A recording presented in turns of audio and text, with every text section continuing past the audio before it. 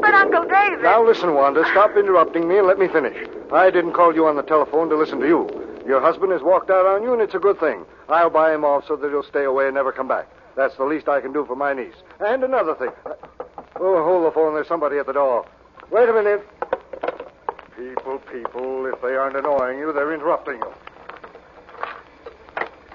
Well? Mr. Wilkins, I made you some soup, and I thought you'd like to have... You thought, did you? That's a fine thing. Serves me right. I say good morning to my neighbor once, and she thinks she can barge in here any time she likes. Well, I wasn't barging in, Mr. Wilkins. I'm not. It's raining. I know you won't go out, so I wanted to see if you'd like some of the soup I made. Soup you made. You said all that when you knocked on the door and I opened it. Yes. I was talking to my niece on the telephone, and you interrupted me. But For no reason. I don't want any soup. I hate soup. Oh, all right, but I But didn't... nothing. Now get out of here and stay out. Can't a man have some privacy in his own apartment? Well, certainly, but all I did... Goodbye. Now, you listen to me, Wanda. Better still, you come over here right away, and I'll tell you the rest of what I have to say in person. I know it's pouring, but you won't get too wet. Better hurry, though, while I still feel like helping you. What a night this is. Really a night for a murder. Oh! Night for a murder.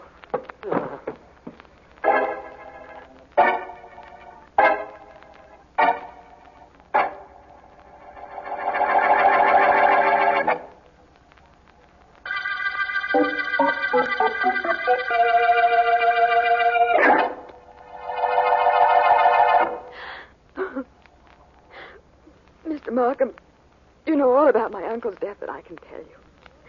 I called the police when I heard the shot over the telephone as he was talking to me. I know, Mrs. Taylor. Sometimes my job as district attorney isn't so very pleasant like now. Now, there are several things you can tell me about your uncle that might help us find out who killed him. Well, Oh, Vance, come in. Vance, this is Mrs. Wanda Taylor, niece of the man who was murdered. It was his death I asked you to come down and help investigate. Hello, Mrs. Taylor. My deepest sympathies. Thank you. Vance, this is the situation. Mrs. Taylor's uncle, David Wilkins, was talking to her on the telephone when he was interrupted by a neighbor, a widow living next to him. She had made him some broth, but he didn't want any, and he returned to the telephone. We have her testimony to that effect. I see. Have you anything to add to that, Mrs. Taylor? No. I was talking to my uncle when I heard a shot over the telephone, and our connection was broken immediately. When the phone dropped to the floor, Vance, it smashed part of the mechanism. Understandable enough. You called the police from your telephone, Mrs. Taylor? Yes. They said to meet them at my uncle's place, and I did. It didn't take long, and when I arrived, a policeman was already there. The officer on the beat heard the shot, ran up, and found Mr. Wilkins was still alive. Wilkins said he didn't know who shot him. All he knew was that he was talking on the phone to his niece when his killer walked in. And that, I imagine, is all we know about the case. Yes. Mrs. Taylor, what were you talking to your uncle about? Well, I don't think that's any of your... Mrs. Taylor? It was personal. Very personal. So is murder. Well, my husband walked out on me 3 days ago. My uncle was saying it was a good thing, that he was going to buy him off. Your uncle had money. A lot. And I was his only living relative. I'm sorry, but he had 2 heirs. Oh, I told you. I know what you said, but you're still married, and your husband automatically owns half of what was left you, unless otherwise specified in a will. Oh... I think the first thing we ought to do is find this husband of yours, Mrs. Taylor. Before we find the murderer, Vance? It's quite possible, Markham, that when we find Mr. Taylor, we'll also be apprehending Mr. Wilkins' killer at the same time.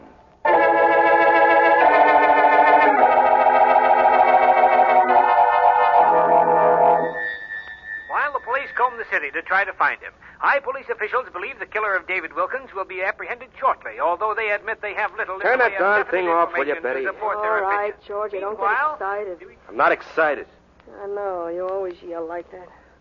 What's the matter? You unhappy because you packed in the niece of that dead guy? I don't know what the matter is. You got something to gripe about. I got something to gripe about. I came here to your new apartment this morning, worked all day marketing because the stores wouldn't deliver. I cleaned this place for you. You're complaining. Yeah. Take it easy, Betty. Take it easy. I'm too tired to do anything else. Georgie, what's the matter with you? You want to go back to your wife. Is that it? That isn't it, and you know it. If I never see Wanda again, that's okay with me. I'm nervous. I want to get out of here. I think the cops might come looking for me. What for? You didn't kill her uncle, did you? Now, look, I'm going to leave town. I'll be a good kid and throw some of my things in a bag for me, will you? How long you going away for? Not long, just till this blows over. Oh, okay, I'll help you. How many shirts you want? 2 or 3. I'll travel light and buy some stuff. I need it. Okay. Why don't you get on the phone and get a train reservation? I'll go by bus. Okay, go anywhere you like. Only, Georgie, Yeah, what is it? don't forget to come back. Uh-huh. 3 shirts, that ought to be... What's the matter? Nothing. Nothing at all. Now, listen, what are you going to do when I'm away? Going back with, Big Johnny Dale? I don't know. Depends on how long you stay away, Georgie. What's the matter with you? You act like you found a bottle of poison or something in my dresser drawer. Poison, Georgie? Yeah. Maybe you better not leave town because maybe I found something a whole lot more deadly than that.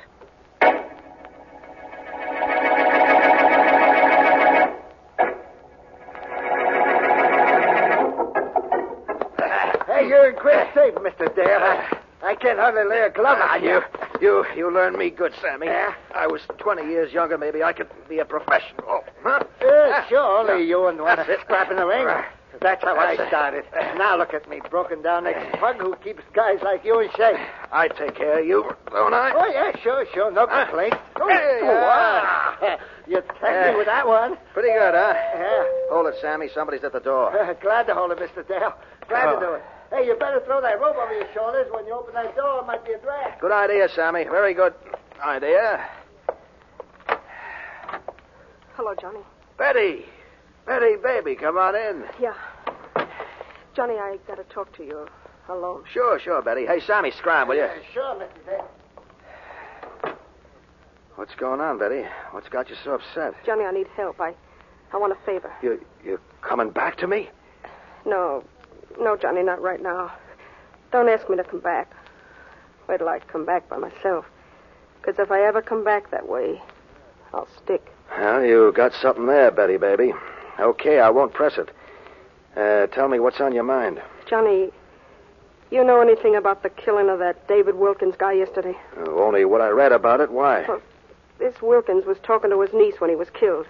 His niece is married to a guy named Taylor, only he walked out on her a couple of days before. Yeah? That's the guy I'm running around with, Johnny. Well, that's a nice, pretty picture. Where do I fit in it? You fit in like this. Hey, kid, that gun. Put it away. No. What do you want to point a gun at me for? I'm sorry. Here, I want you to take it. Wilkins was killed with a .38. Here's a .38 I found in this guy Taylor's dresser drawer. 1 shot's been fired. Take care of the gun for me, Johnny. So that's the pitch, huh? Yeah. Your boyfriend knocked off the uncle, stashed the gun in his dresser, and you found it. Yeah. You found it, and you bring it to me to see that it gets lost. You got a lot of nerve, Betty. I got a lot of confidence, Johnny. You'll do it for me, won't you? I don't know. I'm not sure. This sticks me in the middle of something that ain't my business. You know that. I don't want that gun kicking around. This boyfriend of mine wanted to blow town, only I talked him into staying for a little while. But he wouldn't know how to duck a hot rod, and you would. Yeah, I'd know. The cops looking for this new guy of yours? Not that we know of. Only he's afraid of something. Well, he ought to be afraid of me. After all, he took my girl away. He didn't take. She went to him. Well, I guess that's right. Well, okay, Betty, baby. I'll take the gun. Oh. And I'll get rid of it. You got a big heart, Johnny. And a soft head. Imagine me making sure a guy don't take a murder rap so that my girl can still have him.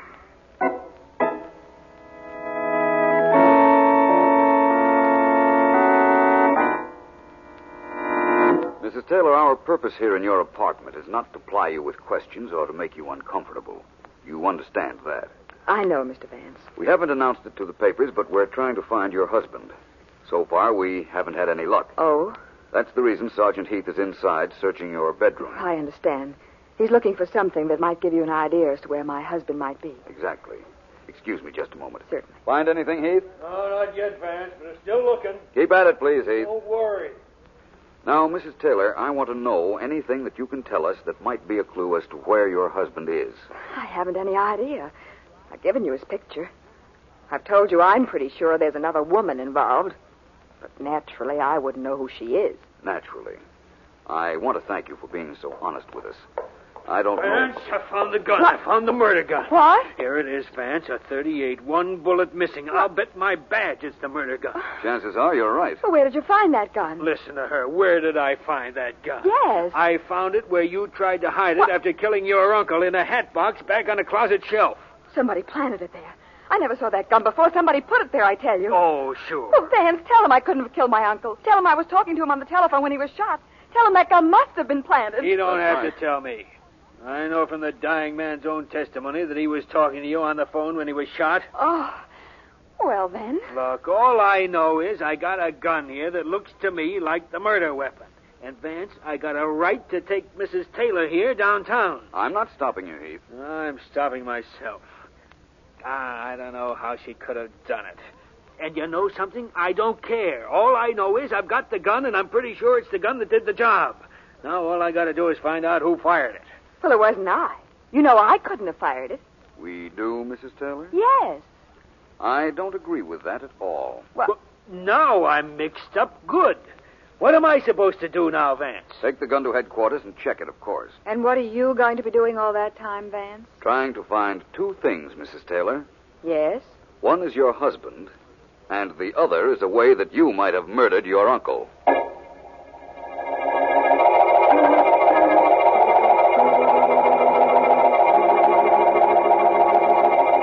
Take a look, Sergeant Heath. Yeah?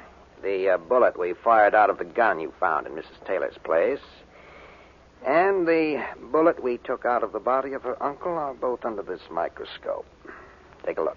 Sure, I'll take a look. That was the idea of me bringing you those two bullets. The markings are pretty close, wouldn't you say? Close? No, they're not close, Sergeant Heath. Fine guy we got in charge of the police laboratory. I'm looking at the two bullets. I see the markings, and he says they're not close. I looked at them, too, when I set the microscope for you. And you still say those markings are not close? They're not close at all, Sergeant Heath. They are identical. Without any question, the gun you found in Mrs. Taylor's apartment is the gun that murdered her uncle.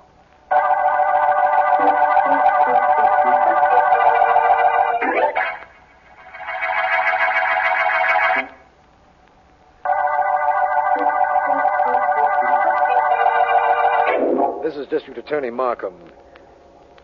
The thundering murder case opened with the finding of the body of David Wilkins, killed during a rainstorm in his apartment. Investigation proved that he was talking on the telephone to his niece, Wanda Taylor, at the time of his death, and Mrs. Taylor's husband is missing. Philo Vance believes that Taylor might be an important factor in this case, and so do I. But while we're searching for him, Sergeant Heath has found the murder gun in Mrs. Taylor's apartment. Vance and I are in my office, and here's Despite the evidence of the gun in Mrs. Taylor's place, Markham, I still want to find George Taylor, her husband. And for a very good reason, Vance. Mrs. Taylor couldn't possibly have killed her uncle. Even though she did gain appreciably through his death, he left everything to her. Yes, I know. But I don't agree that she couldn't have killed him. At the moment, I don't see how she could have done it, but it's possible she might have. Everything is possible, of course, but there certainly is nothing to support the theory that she's guilty, Vance. I agree with that, too. And I know you agree that we ought to do something about finding George Taylor. This is the photograph Mrs. Taylor gave me. Yes, I've seen it. Taylor was quite good-looking. Perhaps too good-looking, Markham. But I don't care half as much what he looks like as I do where he is. There's nothing in the photograph that would tell us that. No? I just noticed something. Look at what's on his lapel. That emblem? Mm-hmm. That's an indication that he's a member of some kind of a club or an order of some sort, isn't it? Yes, that's the Roster Club emblem. Roster Club? Yes. Let me see now. Taylor doesn't know we're looking for him, does he? Why, no. You asked me not to tell that to the newspapers. Good. Now, so far as Taylor knows, his wife never indicated to us that he walked out on her. Therefore, there'd be no reason for him to be in hiding, would there? Oh, I see what you're getting at. I'm sure you do. If Taylor belongs to the Roster Club, and apparently he does, and inasmuch as he wears the emblem in his lapel, he's probably an active member. There's no reason why he wouldn't attend a meeting, is there? None that I know of. In fact, the chances are he would attend a meeting just to keep up appearances, just so nobody would suspect that there was any reason he didn't attend. A reason such as a split-up between him and his wife. Vance, I think you've done it again. I think your logic has enabled us to find Taylor. You know, it sounds incredible that sitting at this desk with me, you could indicate where a missing man might be. I should have used that logic yesterday. Then perhaps he wouldn't have had a chance to plant that gun in his former apartment, if he planted it. Well, what's our next step? Check the roster club. Find out when their next meeting's to be held. And at its conclusion, you and I will be waiting outside to pick up George Taylor.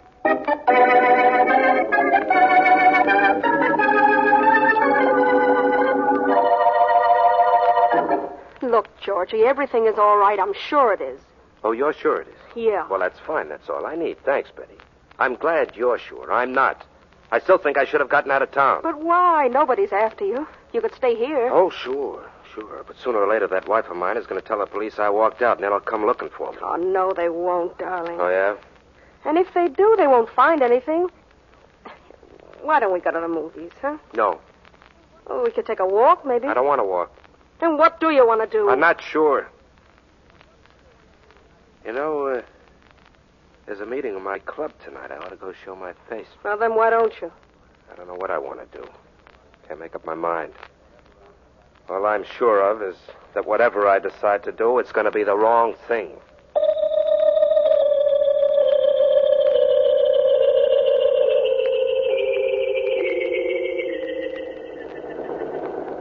It's almost 11 o'clock, Markham. That roster club meeting ought to be breaking up any minute now. We could have gone into the club rooms to see if Taylor was there. Yes, but this way is just as easy and a whole lot less conspicuous. We'll stay here in my car and spot our man when he comes out. If he comes out. Vance, I can't help feeling that there's someone else involved in this case that we don't know about. It's very possible.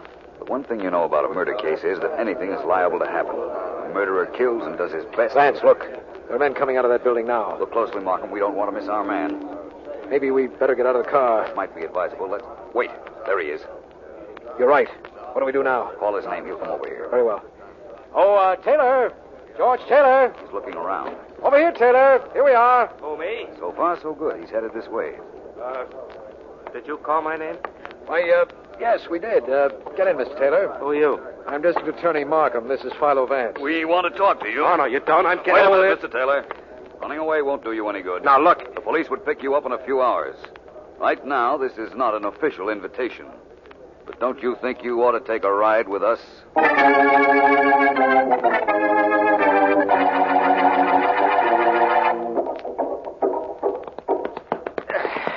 I'm pretty good with this punching bag, huh, Vance? Not bad, Dale. Oh, I suppose you could do better. I don't know. I haven't tried in years. Well, go ahead and try. Here, take a crack at it. Let's see you make it do tricks. All right, Dale. Well, you're all right. Thank you. Now let's see how all right I am at finding out what I want to know about you. I knew this wasn't a social call, but if it's business, Vance, you better talk to my lawyer. That's what I pay him for. I want to talk to you, Dale, not him. And I want you to listen. Oh, you do, huh? Yes. What happens if I don't?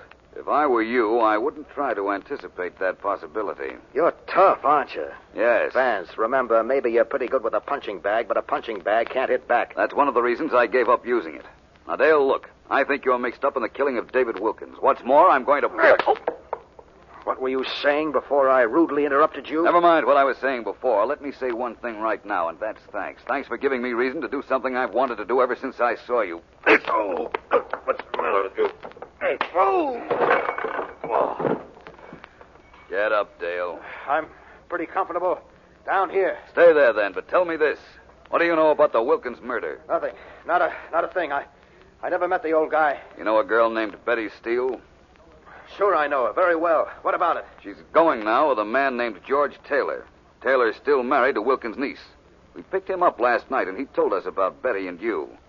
If you framed Taylor, maybe you'd get your girl back. You know, you've got something there, Vance. I wonder why I wasn't smart enough to think of that. I wonder if you were.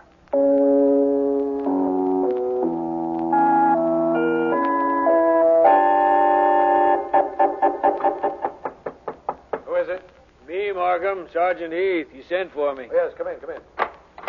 Hello, Heath. Hi, D.A. What's up? I just heard from Philo Vance.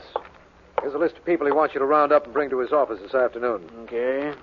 Mrs. Taylor, Betty Steele, Big Johnny Dale, George Taylor. Where do I find Taylor? I'll give you his address. He gave it to us after we met him outside his club last night. Okay, Markham. I'll get the boys right on this. That all? Yes, Heath, only according to Vance. That'll be enough.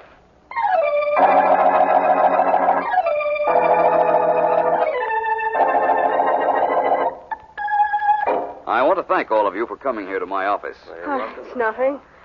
Don't thank me. Cops practically dragged me here. I'll thank Sergeant Heath when he comes in for that. You, Mr. Taylor, Yes, sir. and Miss Steele. Yeah. I'm glad to see you both. Well, at least somebody's glad we're here. And Mrs. Taylor, I think I can promise you that your uncle's murder will be solved in a very few moments. I hope you're right, Mr. Vance. To begin with, Dale. Yeah? Where were you the night Wilkins was killed? I'll help you. It was this Monday night at 8 o'clock. I knew you'd ask me that, Vance. Really? I was out at a driving range knocking out some golf balls. I like to keep in shape. Thank you. Miss Steele, where were you? I was watering the lawn in front of my own house. Mr. Taylor? I went out for a walk.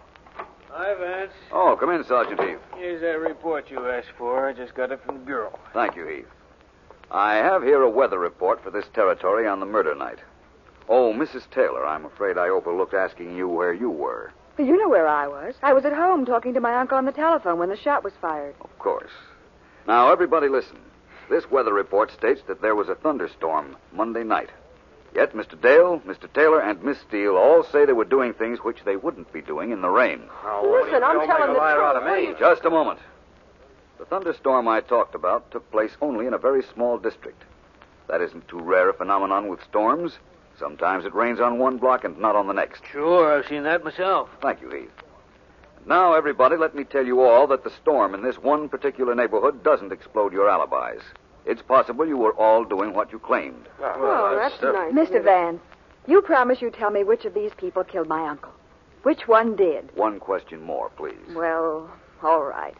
Mr. Taylor. Yes, sir. You knew David Wilkins. Sure? Ever talked to him? Talk to him.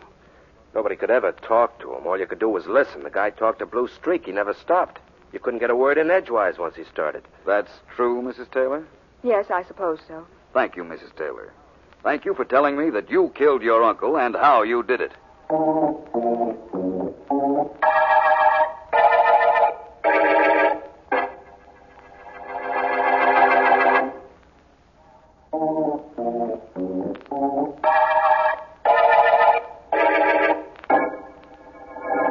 First of all, Markham, I got all our suspects together so that I could hear their alibis.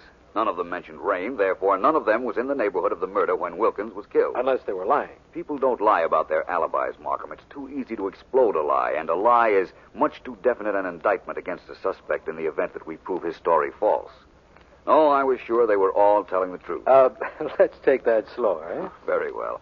We know it was raining in Wilkins' neighborhood when he was shot. Yes. If any of the suspects were in that neighborhood, naturally they would have denied killing the old man, but they would have mentioned something about rain. Oh. They wouldn't know it wasn't raining in other sections of the city. I understand now, but Vance, Mrs. Taylor was on the telephone with her uncle when the shot was fired. She was at home. We're sure of that. Yes, but do you know where her home was, Markham? Less than a block from Wilkins' apartment.